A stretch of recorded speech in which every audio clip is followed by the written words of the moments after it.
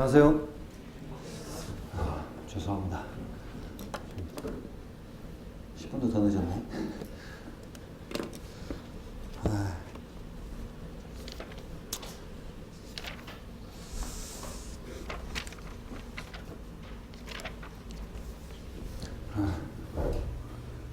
평소 오는 길이 제가 10분, 15분 정도 걸리거든요. 한 45분 정도 걸려요. 거의 미림역으로 오는 길에.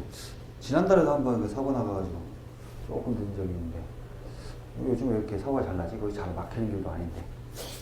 앞으로는 조금 더 일찍 나와서 차마 그래도 안 오고 갈게요. 집에서 한 6시 정도에 나와야 될 것 같아요. 이런 때가 가끔 생기네. 오늘 할 것도 많은데 큰일이네. 자,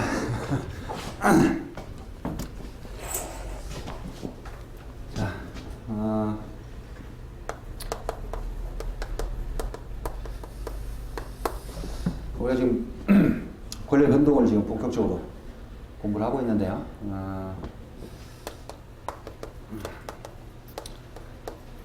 권력 변동의 원인은 것이 법률 요건이죠. 그 결과로 생긴 이제 권력 변동을 법률 효과 하고, 법률 효과는 뭐 이제 권리 변동이고, 좀 세분화하자면 권리 취득, 변경, 소멸을 말하는 것을 이해하시면 되겠습니다. 그래서 근데 요것이 생기려면 이제 그걸 생기게 하는 법률 요건을 갖춰야 되고, 법률 요건에는 이제 법률 행위와 법률 규정이 있죠. 그래서 이건 이제 당사자가 원해서 원하는 대로의 권리 변동이 생기는 것이고, 이거는 이제 당사자가 원한 바와 무관하게 법정된 효과가 생기는 것이죠. 그래서 지금 우리는 이제 법률 행위를 중심으로 쭉 민법 총칙을 진행을 하게 될 겁니다. 그래서 이제 법률 요건은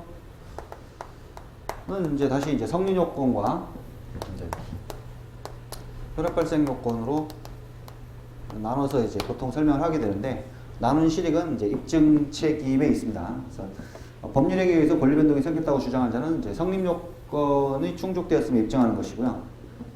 그럼 일단 성립 요건이 충족되면 당사자 바란대로 일단 효과가 생긴다.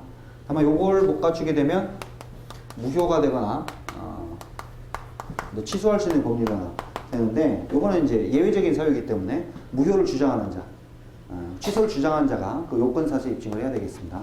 거기에 이제 실익이 있고, 일반적 성립 요건으로서 이제 당사자, 목적, 의사표시가 필요하다라는 거 이제 앞에서도 몇 번 이제 언급을 했었죠. 대표적으로 이제 우리 이제 매매를 중심으로 보통 이제 사례를 설명하는데, 이 사람이 이제 X 건물을 소유하고 있고 1억 원을 받고 을에게 이 건물의 소유권을 넘기기로 하는 매매 계약을 체결했다. 자, 그렇게 되면 이제 을은 이제 갑한테 약속한 대로 소유권을 넘겨달라 청구할 수 있고, 갑은 을에게 약속한 대금 1억 원을 달라라고 청구할 수가 있죠. 이게 이제 매매라고 하는 법률행위고, 그 기본적인 효과가 되겠습니다. 근데 이런 법률이 성립하려면 당사자가 있어야 되는 거죠. 갑, 을, 매매계약은 이제 매도인 매수인이 있어야 되는 거고, 바라는 목적이 있어야 되죠. 바라는 법률 효과. 그리고 이제 그것의 표시행위가 있어야 되겠습니다. 이게 의사표시고, 의사표시 개수에 따라서 단독행위하고 이제 계약으로 분류될 수 있죠. 단독행위는 이제 의사표시 하나만 있으면 되고, 계약은 하나로 의미가 없고 서로 대입하는 의사의 합치가 있어야 된다. 매매계약 같은 게 대표적인 것이죠. 의사표시 하나만으로는 아무런 법률관계가 생기지 않는다라는 거. 근데 계약 같은 경우는 이제 의사의 합치가 있으면 합치된 의사대로 효과가 생긴다. 보통은 이것만 다루면 되는데, 특별한 경우에는 특별 성립 요건 요구되는 것도 있죠. 보통의 법률은 다 분류식행위인데, 일정한 법률행위는 요식행위죠. 일정 방식을 갖춰야 되는 대표적인 이제 유언 내에 무슨 유증 뭐 이런 것들. 근데 그런 것들은 이제 방식을 갖춰야 되고, 근데 이제 보통의 법률행위는 요것만 있으면 됩니다. 요거. 근데 일단 성립을 하면 당사자 바란대로 효과가 생기는데,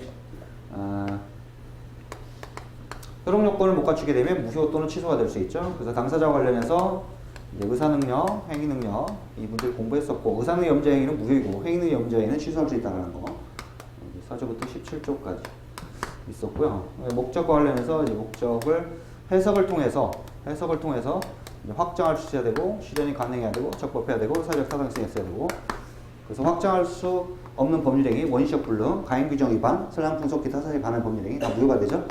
그래서 지난 시간에 이제 여기까지 이제 공부를 했었고, 오늘은 이제 의사표시와 관련된 혈압 발생 요건을 공부를 할 것이고, 내일 가면 이제 특별 혈압 발생 요건으로서 대리인을 통한 법률을 했을 때 이제 대리권의 존부 뭐 이런 문제를 다루게 될 겁니다.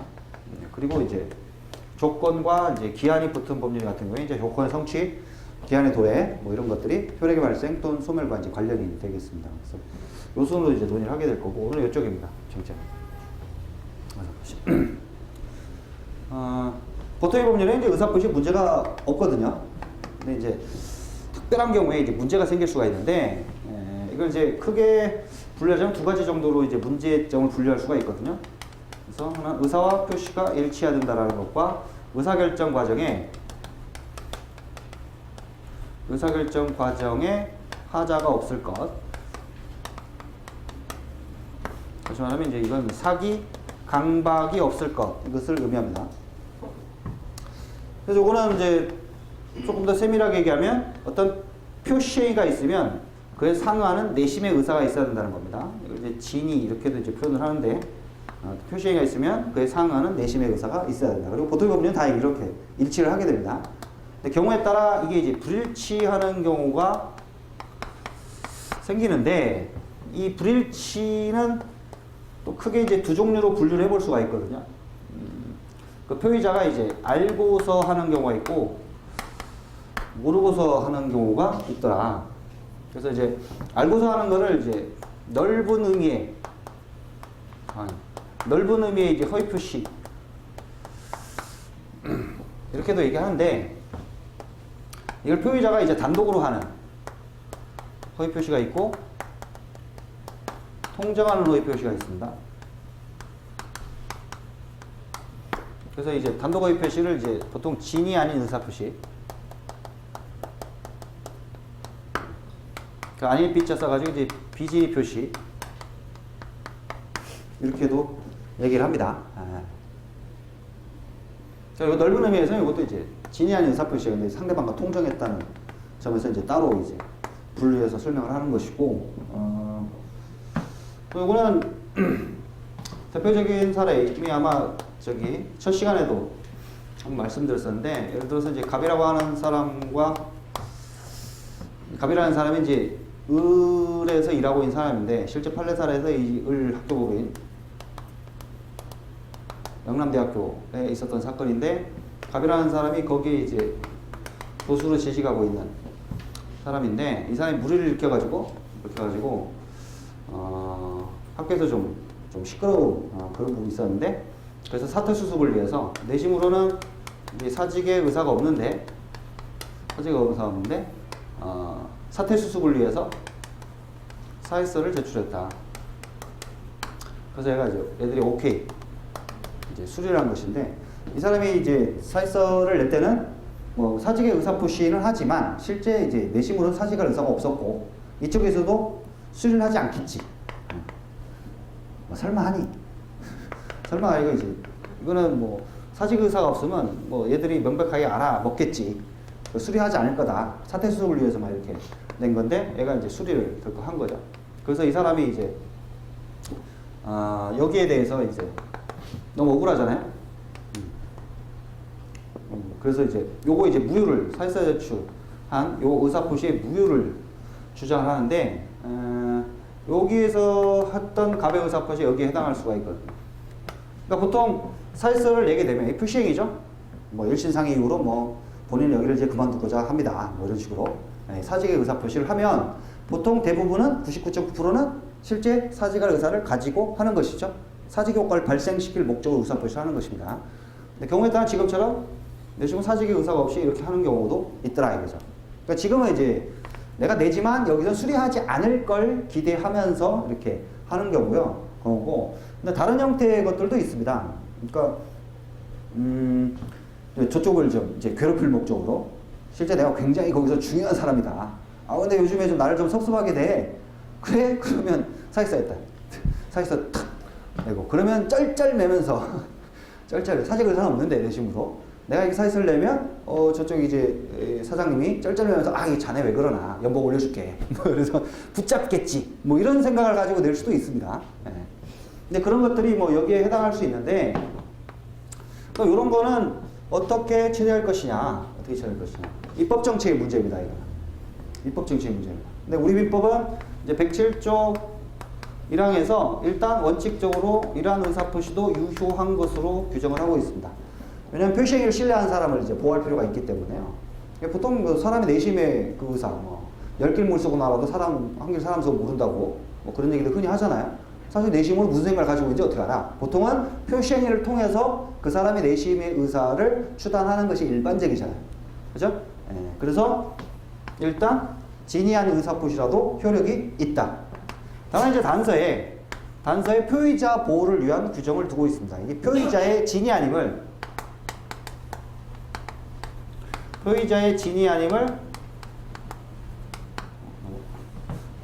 진의 아님을 상대방이 알았거나 알 수 있었을 때.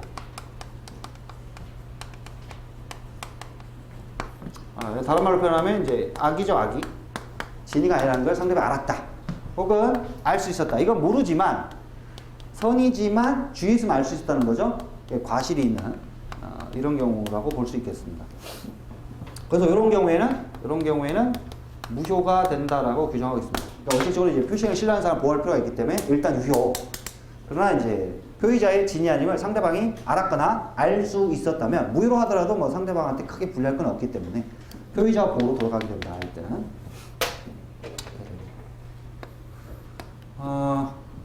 그리고 이거 근데 이제 요 사건에서는 이쪽에서 알았거나 알 수 있다 보기 힘들다. 그래가지고 이제 본문을 적용해서 원칙을 적용해서 그냥 유효한 것으로 처리를 했습니다. 무효라고 보진 않았어요. 함부로 사기서 내면 안 되죠, 그러니까. 그리고 이제 이론상으로는 뭐 여러 가지 이제 진의한 의사표시 얘기할 수 있거든요. 뭐 교과서적인 사례로서 뭐 음식점에 이렇게 딱 갔는데 음식점이 허름해 보이고 좀 이제 고급 음식은 없을 것 같아서 여자친구하고 같이 갔는데 책에도 소개되어 있습니다. 여자친구하고 같이 갔는데 좀 폼 잡느라고 뭐 이런 요리는 없겠지. 그래서 굉장히 비싼 이런 요리를 딱 주문을 했는데 그쪽에서 네 감사합니다 곧 갖다 드리겠습니다 뭐 이런 식으로 했다든가 뭐 이것도 이제 이론상으로는 이제 BJ 표시의 유형으로 볼 수도 있거든요. 근데 실제 대법원에 가게 되면 BJ 표시 인정된 사례 자체가 거의 없어요. 실질적으로는 잘 없습니다. 거의 대부분 다 이 BJ 표시가 아닌 걸로 처리돼요. 인정되는 사례 자체가 잘 없습니다. 그러니까 그 인정되지 않은 사례들은 이제 조금 더 책을 보면서 말씀을 좀 드릴게요. 통정 허위 표시는 이제 상대방과 짜고서 하는 허위 표시입니다. 짜고서. 대표적인 사례로서 얘기할 수 있는 게 갑이 이제 부동산 이게 유일한 재산이라고 해보죠. 근데 갑이 예를 들어 A한테 빚을 많이 지고 있다. A한테 많이 지고 있다. 그러면 이제 A한테 이제 변제를 하지 않게 되면 A는 뭐 자기 권리를 주장한다면 강제 집행을 하고자 하겠죠. 강제 집행의 대상이 되는 것은 채무자의 재산이 되겠습니다. 그래서 여기에 이제 유일한 재산이라면 얘가 안 갚으면 여기에 대해 강제 집행이 들어올 수 있겠죠. 그래서 얘가 강제 집행을 면탈하기 위해서 실제로는 얘한테 이제 소유권을 이전할 수는 없는데 순전히 강제 집행을 면탈하기 위해서 이 사람 명의로 이전되기를 해두려고 한다. 그래서 우리에게 판 건 아닌데 매매한 것처럼 가장해가지고 그러니까 허위 표시, 통정 허위 표시하고 가장행위는 같은 의미로 이해하시면 됩니다. 다 혼용해서 써요, 시험에서도. 매매를 가장해가지고 허위의 매매 계약서를 가지고 이제 소유권 이전 등기를 이렇게 마쳤다. 이런 것이 이제 시험에서 이제 종종 출제되는 이제 전형적인 이제 허위 표시 사례가 되겠는데, 자 이거는 실제로 이제 외관상으로 보면 매매 계약의 성립이 이제 갑과 을 사이 이루어진 것으로 보여지죠. 그렇지만 갑과 을 누구도 매매에 따른 효과를 발생시킬 의사가 없더라 이거죠. 요거는 이제 순전히 자기 혼자 표의자가 단독으로 한 것이고, 요거는 허위 표시가 행해진 데 대해서 상대방과 통정이 있는 이런 사례가 되겠습니다. 자, 이 경우에는 어떤 효과를 발생시킬 것이냐, 여기에 대해서는 이제 108조 1항이 무효라고 규정을 하고 있습니다. 이거 외형만 만들었을 뿐이지 실제 뭐 매매하겠다는 효과를 발생시킬 의사가 없고, 그죠? 둘 사이에 의사 자체가 없고, 그리고 등기가 되었어도 이 부동산 소유권을 을한테 이전한다라는 의사 합치가 내심으로는 없는 것이죠. 그리고 소유권 변동도 생기지 않는다고 봐야 되겠습니다. 무효예요. 그래서 A는 이게 이 허위 표시라는 걸, 이 가장매매라는 걸 입증할 수 있으면 갑을 대위해 가지고 얘한테 이제 반환을 청구할 수 있습니다. 물론 갑도 반환을 청구할 수 있어요. 나중에 가장매매라는 이유로 해서 말소등기를 뭐 청구할 수가 있습니다. 근데 A도 갑에 대한 채권을 보존하기 위해서 갑을 대위해 가지고 반환해라 갑에게, 이렇게 청구할 수 있습니다. 모르고서 하는 게 착오입니다.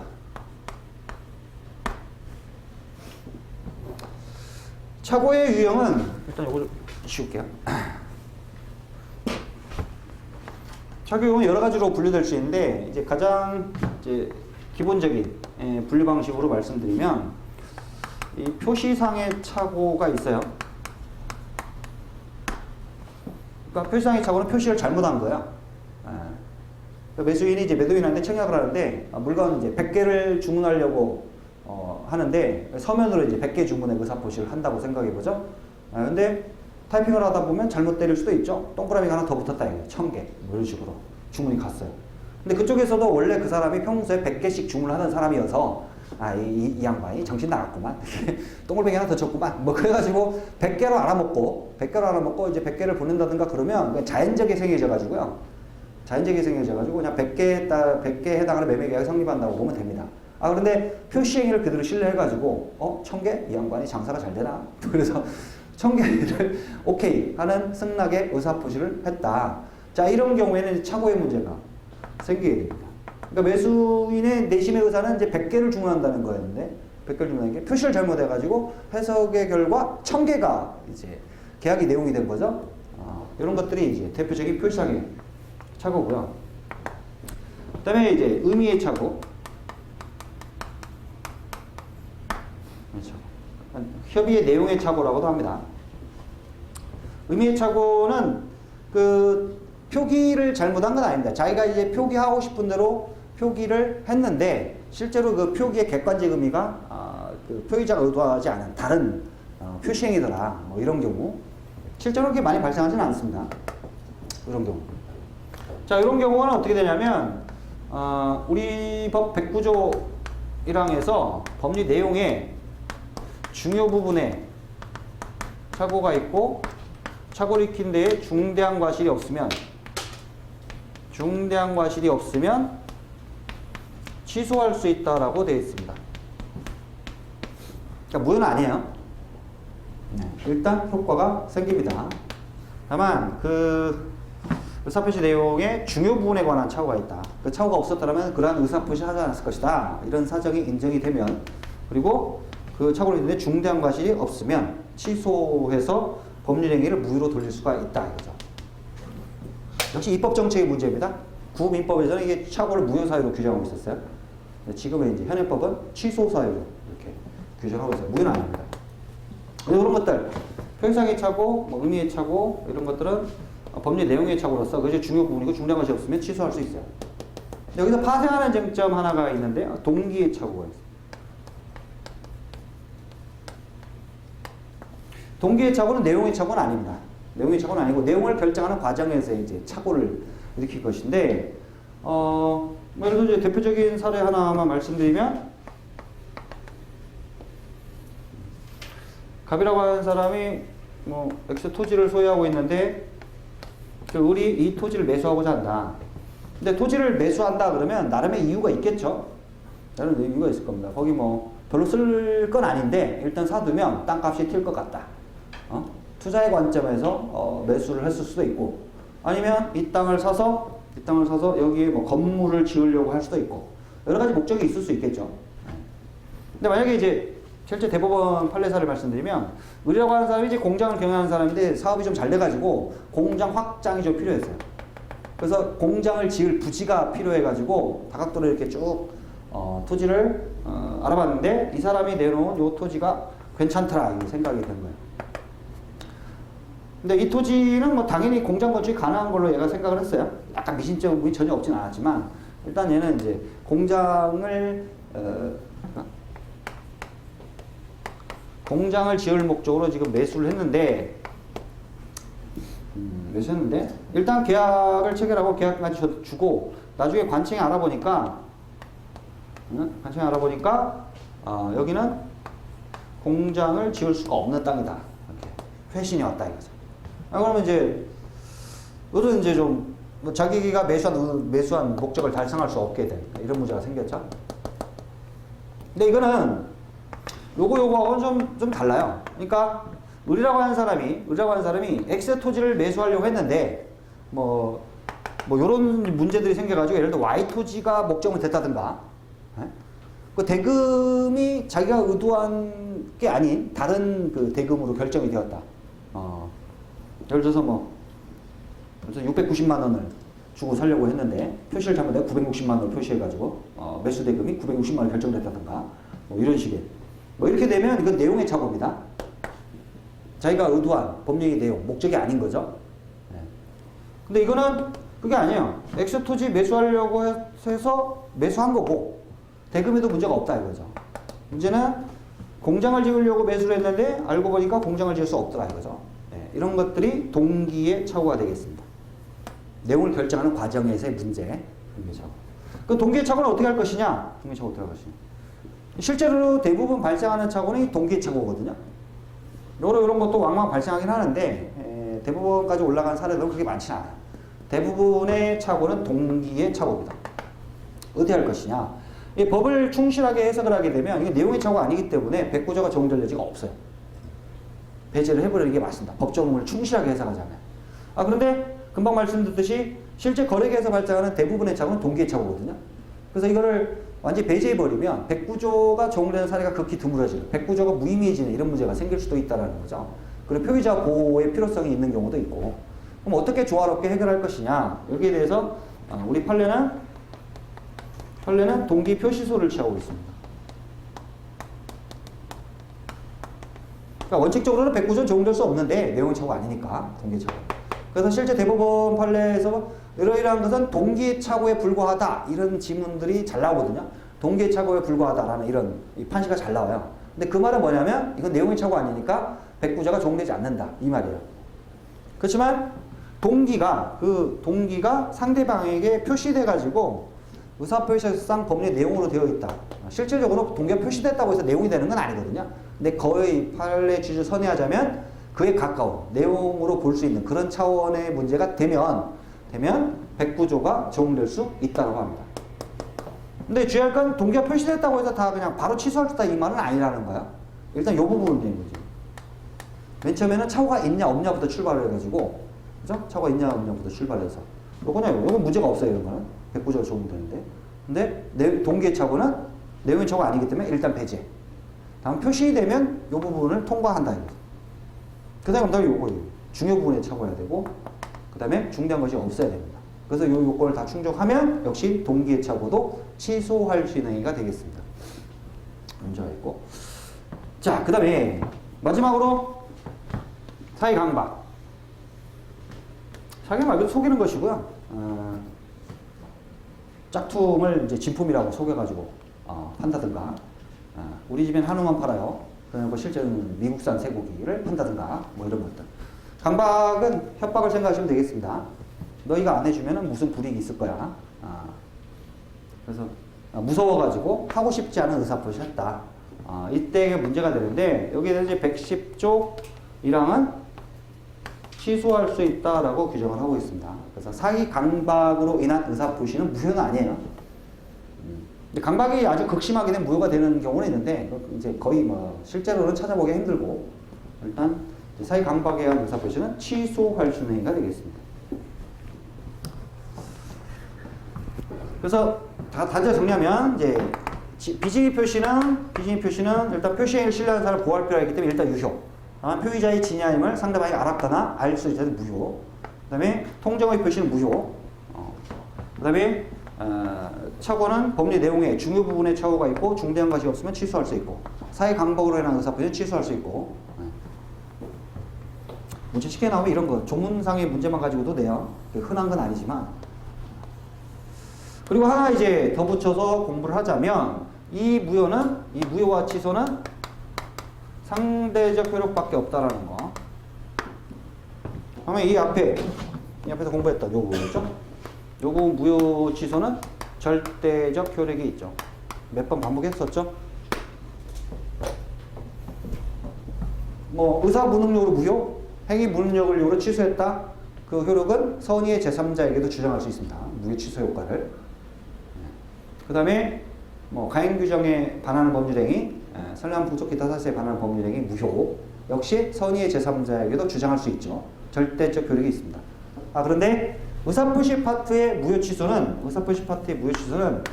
107조 2항, 108조 2항, 109조 2항, 110조 3항에 그 무효 취소는 선의의 제3자에게 대항하지 못한다.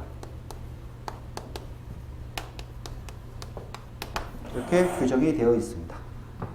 주장하지 못한다는 거예요. 물론 당사자 간의 무효 취소 효과를 주장할 수 있어요. 그러나 선의의 제3자에게는 그 주장이 제한된다는 거죠. 여기 선의는 모른다 이거죠? 나 몰라. 그런 거지 나 어떻게 알아? 몰라. 과실 유무는 묻지 않습니다. 선의 무과실의 제3자, 선의며 과실 없는 제3자라고 되어 있지 않고 그냥 선의의 제3자에게 대항하지 못한다 이렇게 되어 있습니다. 그렇게 되어 있으면 과실 유무는 묻지 않아요. 주의했으면 알 수 있었다 이게 고려사항이 아닙니다. 일단 모르면 여기에서 말하는 제3자에 해당할 수 있어요. 그리고 이 제3자가 되려면 일단 당사자는 안 되고요. 그 다음에 당사자의 포괄 승계인 있죠? 제3자가 아닙니다. 대표적으로 상속인 같은 사람 있죠? 뭐 예를 들어서 이제 저 그림 아까 써먹었던 내가 이제 X 건물 소유하고 있는데 매매를 가장해서 이 사람한테 이제 소유권 이전 등기를 해 놓았다. 각걸간에 이제 무효입니다. 물권 변동은 안 생기고. 근데 무효를 선의 제3자가 대하지 못하는데 만약에 얘가 사망했어요? 사망해가지고 예를 들어서 A가 이거를 상속을 하게 됐다. 근데 얘는 등기가 돼 있어서 내 건 줄 알고 있어. 선이다. 그러면 갑은 나중에 이제 얘한테 상속인한테는 이게 매매가 가장행위니까 소유권이 없어. 돌려다오. 라고 청구를 할 수 없는 것이냐? 그건 아닙니다. 상속인은 한 몸이라고 당사자 한 몸이라고 생각하시면 돼요. 포괄승계인은. 아시겠죠? 그래서 의리 지위를 그대로 넘겨받는 사람입니다. 당사자 지위를 그대로 넘겨받는 사람이거든요. 그러니까 얘는 선의, 악이건 상관없이 갑은 얘한테도 무효를 주장할 수 있어요. 그러니까 제3자가 되려면 일단 당사자 아니고 포괄승계인 아니어야 됩니다. 그리고 또 하나 있는데 이게 유효라고 믿고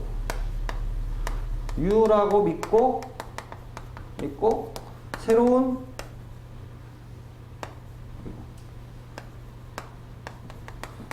법률상의 이해관계가 필요해요.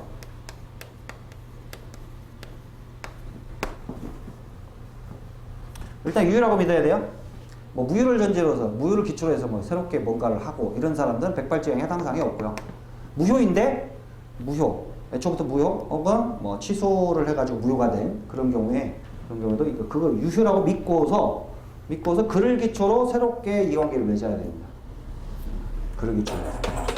그럼 대표적으로 이제 여기서 가장매매 사례를 들면, 근데 우리 지금 이게 가장매매에 기해서 이제 등기가 되어 있다. 얘는 소유자가 아니에요. 근데 자기 명의로 소유권 이전 등기가 되어 있는 걸 기화로 해서 돈이 좀 필요해서 병한테 팔았다 이겁니다. 매매계약을 체결하고 진짜 매매계약을 체결하고 그 이행으로 병에게 소유권을 이전한다. 라는 이제 물권적 합의와 함께 이 사람 명의로 등기가 되었다. 자, 법적으로 따져보자면 이 사람 뭐 권리자죠? 소유권이 없습니다. 자, X에 대한 소유권이 없죠? 소유권이 없습니다. 그러면 갑의 허락 없이는 원래 소유권 못 넘어가는 거예요. 그죠? 이게 무효가 돼야 됩니다, 이게. 요거는 상관없고요. 소유권 넘겨줄게 약속하는 거니까. 이 사람 소유자이건 아니건 상관이 없고요. 요게 문제인데, 이 사람이 소유자가 아니라면 소유권자도 아닌 사람한테 소유권을 취득할 수는 없죠. 그쵸? 예. 소유권을 취득하지 못한다고 해야 됩니다. 그죠? 법리상 못한다고 해야 됩니다. 자, 그런데 여기서 이제 갑이 이건 가장매매야. 그래서 무효야, 무권리자야. 너는 소유권을 취득할 수 없어. 라고 해서 병을 상대로 해서 소유권을 주장해서 반환을 구한다. 그럼 이 뺏겨야만 한다면 이제 병은 억울할 수 있죠? 그죠? 거래 안전이 좀 심해지는 문제가 생긴다는 거죠. 그러니까 거래 안전을 보호하자면 그냥 병은 그냥 소유권을 취득해버려. 라고 하면 간명한데, 근데 그렇게 되면 역시 이제 갑이 자기 의사와 무관하게 소유권을 상실하는 불이익이 생긴더라 이거죠. 네. 결국 이거는 이제 진정한 권리자를 보호할 것이냐 아니면 거래 안전을 보호할 것이냐의 문제인데, 이건 입법 정책의 문제라고 그랬죠. 어느 쪽을 보호하든 문제가 다 있어요. 장단점이 다 있습니다. 그런데 앞에 부분에서 공부했던 무효 취소는 이 진정한 권리자를 보호해주는 게 합리적이다. 다소간의 거래 안전이 침해돼도 어쩔 수 없다. 그런 관점에서 제3자 보호 규정이 없습니다. 그래서 절대적으로 있는 거예요. 근데 여기는 가만 보니까 어떤 놈이 잘못했나 생각해보면 뭐 얘보다는 얘가 훨씬 좀 잘못한 게 크겠죠? 그렇잖아요. 왜 반복할 일 없어? 왜 이게 판 것도 아니면서 말이야. 매매를 가정해가지고 등기를 옮겨놔가지고 사람 헷갈리게 해. 그죠? 표의자의 잘못이 좀 있더라 이거죠. 그죠? 그 BJ 표시 같은 경우에도 그렇죠? 왜 그 쓸데없이 진이한 의사 표시를 해가지고 사람 헷갈리게 하나? 차고도 좀 그렇고 좀 주의 좀 하지. 그 다음에 요게 좀 불쌍하긴 한데 사기 강박. 요것도 표의자보다는 그래도 거래 안전이 좀 더 중요하다고 보여진다. 그래서 이런 걸 둔 거죠. 무효 취소의 효과를 선의의 제3자에게 대항하지 못한다. 그래서 결과적으로 여기서 이제 어떻게 되냐면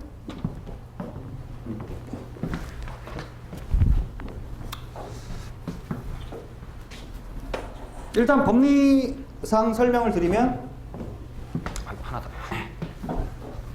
금방 말씀드렸듯이 자 이거 무효입니다. 그래서 이거 무권리자예요. 그래서 요거는 상관없지만 요게 무효가 돼야 됩니다. 그래서 얘는 소유권을 취득하지 못한다고 해야 된다. 이게 법리상 맞는 건데 여기에서 이제 108조 2항에서 허위 표시에 보이는 선의 제3자에게 대항하지 못한다. 이렇게 되다 보니까 형 이렇게 넘어왔는데 이 사람이 선이다. 선이다. 그러면 선이어도 갑을 간에는 무효임의 변화가 없습니다. 근데 얘에 대한 관계에서 갑이 병에게 갑과 을 간의 계약이 무효다라는 주장을 얘한테 못하게 됩니다. 그러면 얘에 대한 관계에서 분명히 갑을 간의 무효인데 선의의 병에 대한 관계에서 얘가 소유자가 되는 거예요.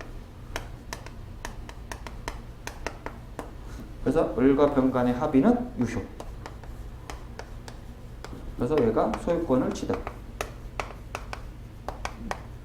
이렇게 됩니다. 그래서 갑은 병한테 내 거니까 달려달라 라고 청구 못합니다.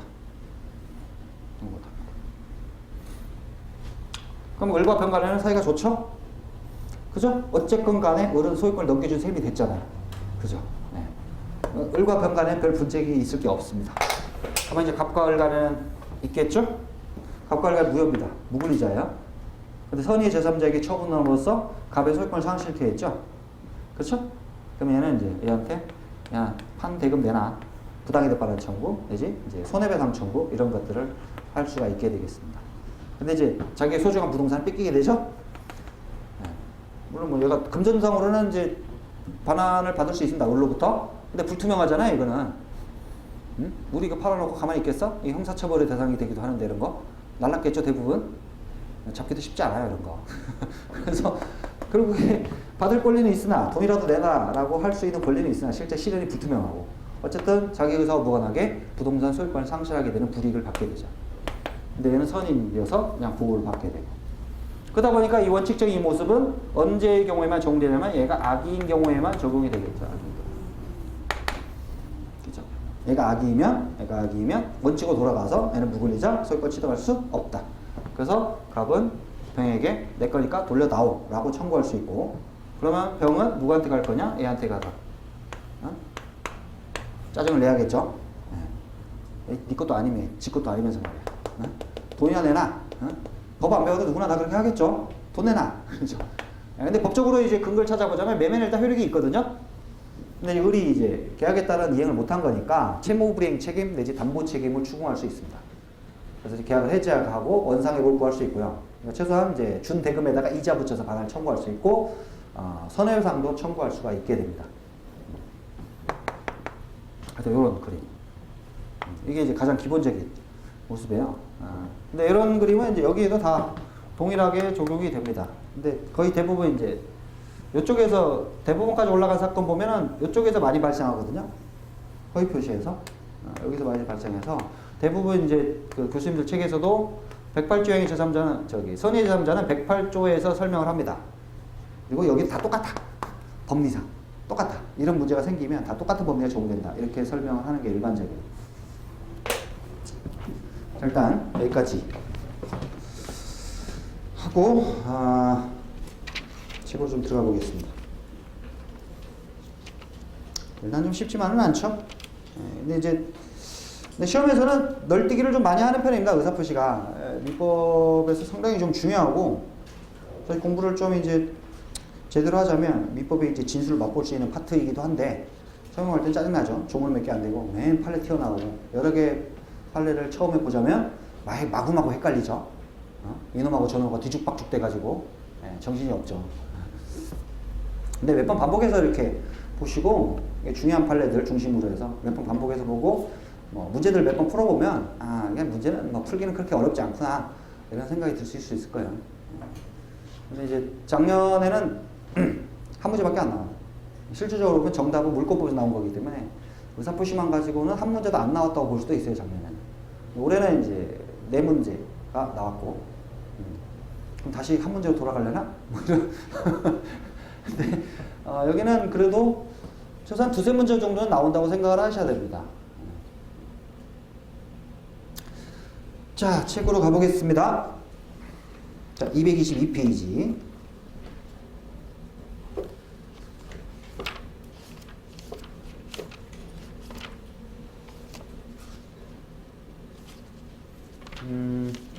자, 6판은 214페이지가 되겠습니다. 자,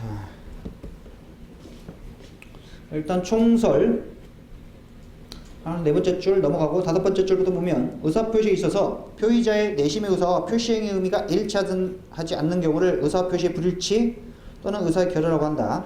그래서 의사표시의 불일치 가운데 진의하는 의사표시와 통정의 표시는 표의자가 불일치를 알고 있는 경우고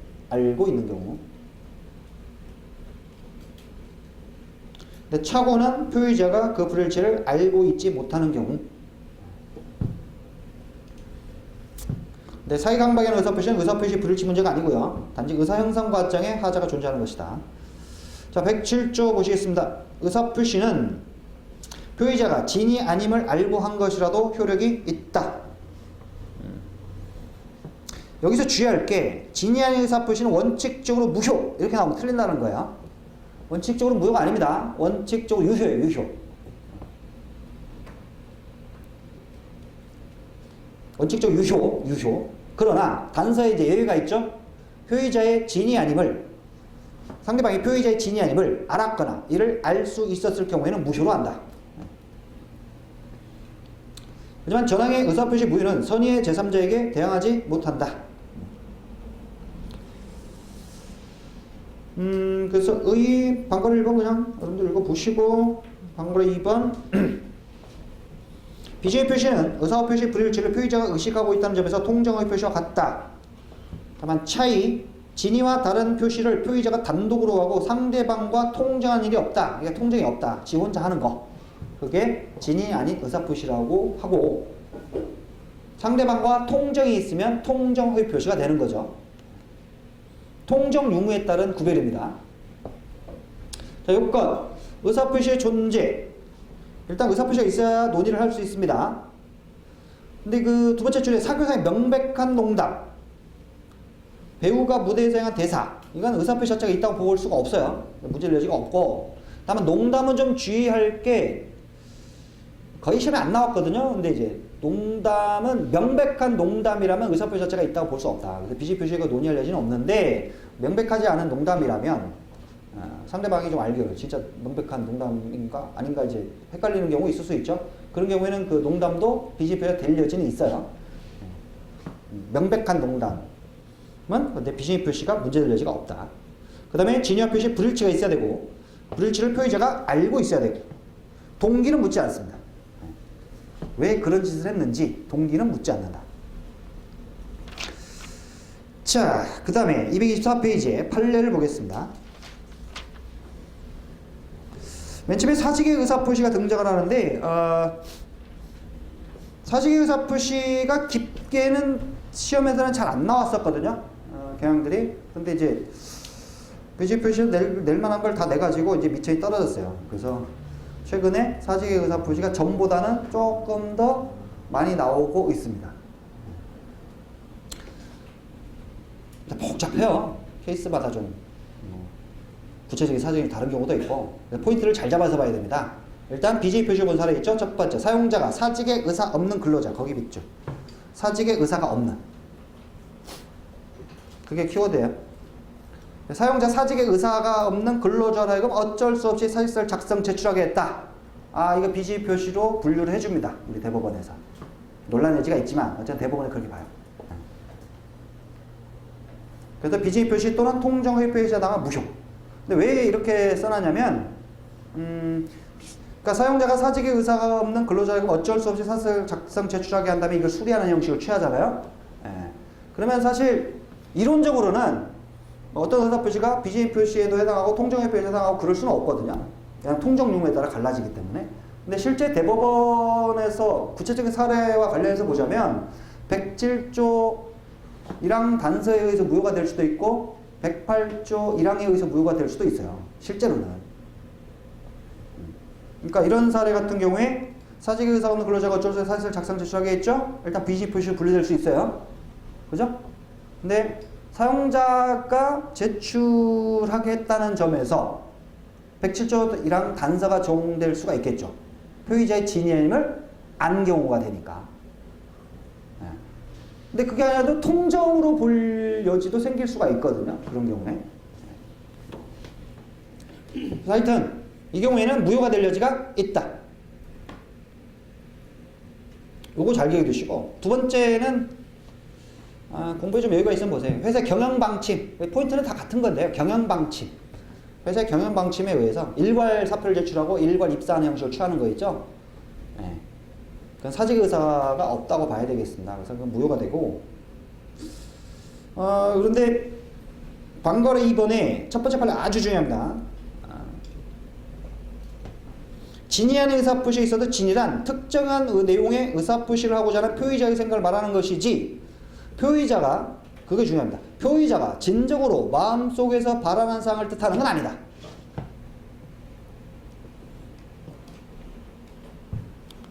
그래서 표의자가 의사표시 내용을 진정으로 마음속에 바라지는 아니했다 하더라도 당시의 상황에서 그것이 최선이라고 판단. 그거 있죠. 당시의 상황에서 그것을 최선이라고 판단해서 그 의사표시를 했다. 그러면 이를 내심의 효과 의사가 결여된 진위 아닌 의사표시라고 할 수 없다.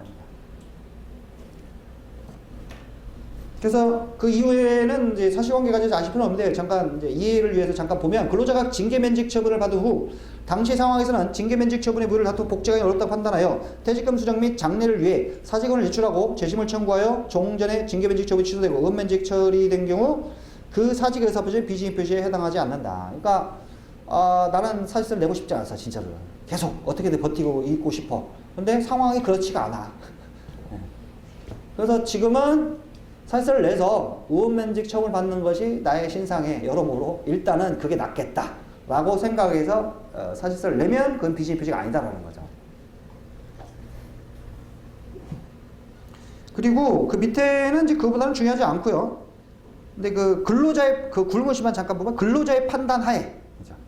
근로자의 판단하에. 그 다음에 세 번째 그 판례도 보면 근로자들이 자유로운 의사에 기한 선택에 따라. 포인트가 결국 근로자가 스스로 여러모로 고려해서 사직서를 내면 그 비진위 표시가 아니다라는 거야. 근데 위에 비정의 표시본 사례는 사용자 측의 요인이 있는 거죠. 사실 의사표시를 연계된 이유가 사용자 쪽에 있는 거야. 그때만 비정의 표시로 인정이 될 수 있습니다. 자, 그 다음에 양가로 2번 판례도 아주 중요합니다. 비정의 의사표시에서 진이란 특정한 내용의 의사표시라고자 하는 표의자의 생각을 말하는 것이지 표의자가 진정으로 마음속에서 바라는 사를 뜻하는 건 아니다. 여기는 반복이죠. 비록 재산을 강제로 뺏긴다는 것이 표의자의 본심을 잠재됐다 하여도 표의자가 강박이 동그라미 쳐주시고 강박에 의해서나마 이 사건 증여를 하기로 하고 그에 따른 증여의 의사표시한 이상 증여의 내심의 효과 의사가 결여된 것이라고 할 수 없을 것이다. 강박에 의한, 간단히 정리하면 강박에 의한 의사표시는 비정의 표시가 아닙니다. 자, 부동산을 소유하고 있는데 저 상대방 쪽에서 강박을 해가지고 무서워서 그냥 부동산을 증여를 했다 이거예요.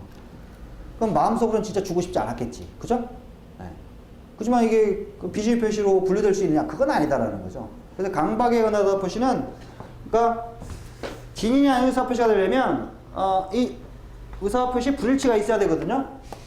불일치가 있어야 되는데 강박에 의한 의사표시는 불일치가 아니에요. 일치하는 겁니다. 일치하는 건데 다만 이제 뭐가 문제냐면 내심의 의사를 결정하는 거는 이제 자유롭게 결정을 할 수 있어야 되는데 거기에 이 증여의 의사를 결정하는데 이제 강박, 협박이 가해져 가지고 무서워서 증여의 의사를 결정했다 이거예요. 요게 문제거든요. 그러면 이거는 110조의 문제로 가야 되는 것이지 107조 1항의 문제는 아니다라는 겁니다. 아주 중요하고. 그다음에 양가로 3번. 양가로 3번은 그렇게 많이 안 나왔어요. 그래도 기억을 해둘 필요는 있고요. 법률상 또는 사회상의 장애로 자기 명의로 대출받을 수 없는 자를 위하여 대출금 채무자로서의 명의를 빌려준 자에게 그와 같은 채무 부담의 의사가 없는 것이라고 할 수 없으므로 그 의사 표시를 비정의 표시에 해당한다고 볼 수 없다. 이건 상식적으로 생각하세요. 야, 친구가 있는데, 야, 친구야, 내가 말이야, 이 대출을 받아야 되는데, 내 명의로는 사실상 힘들어. 좀 장애가 있네. 네가 네 이름을 좀 빌려줘라. 그럼 돈은 내가 다 갚을 테니까 걱정하지 말고. 이름만 빌려주면 돼. 그래서 이름을 빌려줬다 이겁니다. 그럼 이름을 빌려준 자에게 법적 책임이 없는 것이냐? 그렇지는 않겠죠? 상식적으로 생각해보세요. 결국 나중에 그놈이 돈을 안 갚으면, 약속을 하고 돈을 안 갚으면 내가 법적 책임을 다 뒤집어 쓴다라는 거는 누구나 알 수 있잖아요. 그죠? 비정의 표시가 아닙니다, 이거. 그 다음, 두 번째 판례는 참고만 하시고, 효과 보겠습니다. 원칙, 아까 조금 봤죠? 원칙적 유효. 예외에는 이제 단서가 종료될 때 무효가 될 수 있는데, 여기서 중요한 게 이제 방과로 2번인데요. 상대방이 진이 아니면 알았다거나 또는 알 수 있었다는 것은 의사표시 무효를 주장한 자가 주장 입증해야 된다. 이거 잘 기억해두세요. 예외적인 것이죠. 무효가 되는 것은. 그래서 무효를 주장하는 자가 무효 규정의 요건 사실을 입증해야 됩니다. 무효를 주장한 자가 입증. 그 다음 226페이지. 자, 판례가 두 개 있는데 107조 1항의 취지, 가벼운 마음으로 한 번만 읽어보세요. 왜 법이 이렇게 만들었나. 그러니까 취지 설명이 있는 거고 시험에 나오지는 않습니다. 두 번째 판례가 잘 나오는 건 아니에요. 근데 간평이 2005년도에 한번 나왔었고 조금 전에 제가 한번 설명드렸던 영남대학교 그 사건입니다. 사퇴수습을 위해 사유서를 냈는데 그냥 수리해버린. 자, 그 다음에 제3자에 대한 관계. 비정의 표시가 예외적으로 무효가 되는 경우에 그 무효는 선의의 제3자에게 대하지 못한다. 아까 말씀드렸듯이 과실은 불문합니다. 선의이기만 하면 보호돼요, 제3자는. 그래서 적용범위 107조는 계약은 물론 상대방이 있는 단독에도 적용된다. 적용된다만 하시면 돼요. 그 다음 방과로 2번 가족법상의 법률행위. 가족법상의 법률에는 당사자의 진위가 절대적으로 존중돼야 되기 때문에 107조가 적용되지 않습니다. 그래서 항상 무효예요. 딴 데도 다 마찬가지입니다. 이 불일치가 있죠? 표시와 의사가 불일치하는 이게 있으면 가족법상의 경우는 다 무효입니다. 당사자의 진위가 절대적으로 보호될 필요가 있기 때문에 다 무효예요. 요건 좀 기억해 두시고 그 다음에 공법행위, 소송행위, 주식청약 등은 107조가 적용되지 않고 표시된 대로 효과가 발생한다. 알아두시면 좋겠고 근데 꼭 기억해야 되는 게 밑에 판례입니다. 아주 시험의 단골이에요. 공무원이, 이 포인트는 공무원입니다. 공무원이 사직의 의사표시라의 의원면직 처분을 받아 하는 경우, 자기가 원해서 이제 면직을 시키는 게 의원면직이죠. 의원면직 처분을 하는 경우 그 사직의 의사표시는 법률관계 특성에 비추어 외부적 객관적으로 표시된 바를 존중해야 될 것이므로 비록 사직원 제출자의 내심의 의사가 사직할 뜻이 아니었다 하더라도 진의 아닌 의사표시에 관한 107조는 성질상 사직의 의사표시와 같은 사인의 공법행위 있죠. 사인의 공법행위. 여기서 사인은 이제 일반적인 개인을 말하는 거죠. 이 공법행위. 공법상의 법률 효과를 발생시킬 의사표시가 되겠습니다. 그러니까 일반 사기업에서 근무하는 자가 사직서를 내면 그건 공법행위 아니죠. 사법행위입니다. 근데 공무원이 사직서를 낸 거는 이제 공무관계를 종료시키고자 하는 공법상의 의사표시예요. 공법행위입니다.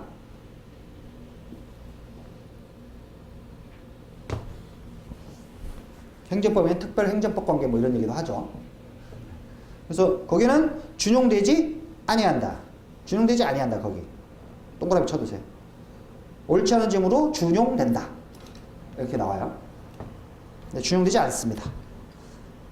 그럼 어떻게 되느냐? 그 의사가 외부에 표시된 이상 그 의사는 표시된 대로 효력을 발한다. 네, 표시주의 원칙이 관철됩니다.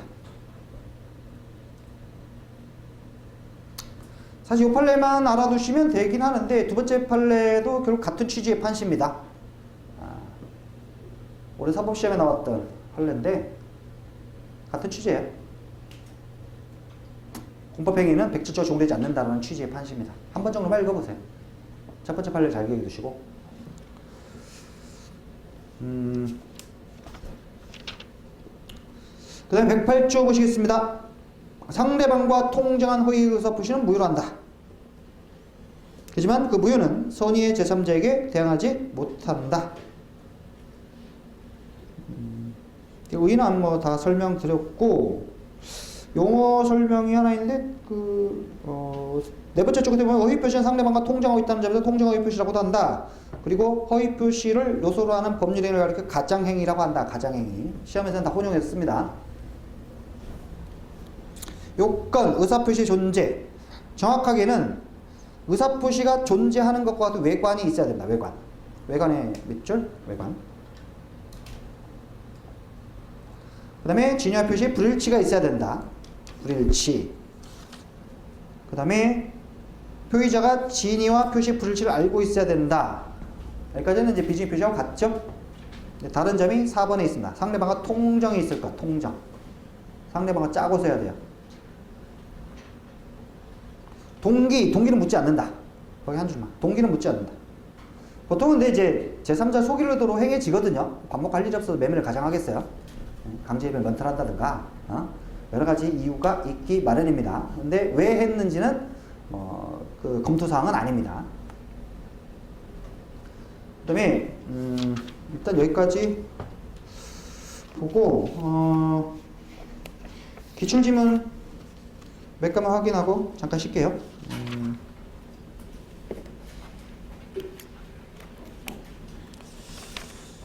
그 프린트 27페이지에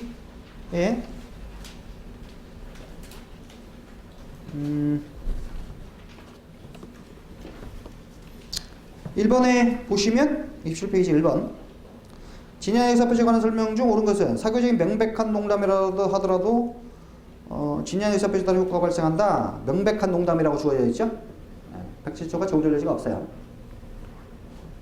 그 다음에 표시와 진위가 일치하지 않을 표의자가 스스로 알고 있어야 되는 건 아니다. 틀렸죠? 알고 있어야 되고.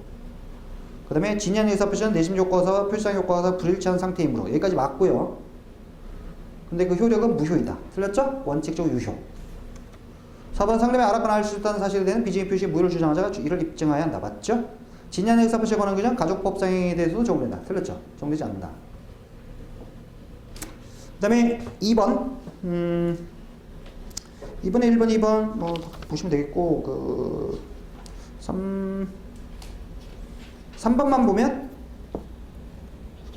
공무원이 사직의 의사표시라여 의원면직 처분이 이루어진 경우 사직원 제출자의 내심의 의사가 사직할 뜻이 아니었다면 진위 아닌 의사표시에 관한 민법 107조가 준용된다. 그렇죠? 준용되지 않는다. 그리고 OX 좀 보면 33페이지.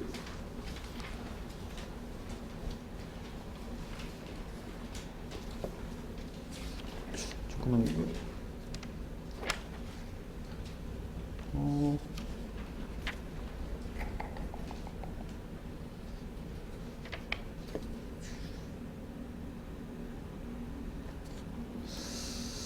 자, 1번, OX 1번. 의사표시는 표의자가 진이 아님을 알고 한 것이라도 언제나 효력이 있다. 틀렸죠? 2번, 표의자가 의사표시의 내용을 진정으로 마음속에 바라지 아니하였다면 당시의 상황에서는 그것이 최선이라고 판단하여 그 의사표시를 하였더라도 내심의 효과 의사가 결여된 진이 아닌 의사표시라고 할 수 있다. 당시 상황에 그거 최선이다라고 판단해서 했다면 이건 비진의 표시가 아니라고 그랬죠? 그래서 틀렸어요. 그리고 아주 중요한 질문이 있는데 어디로 갔지?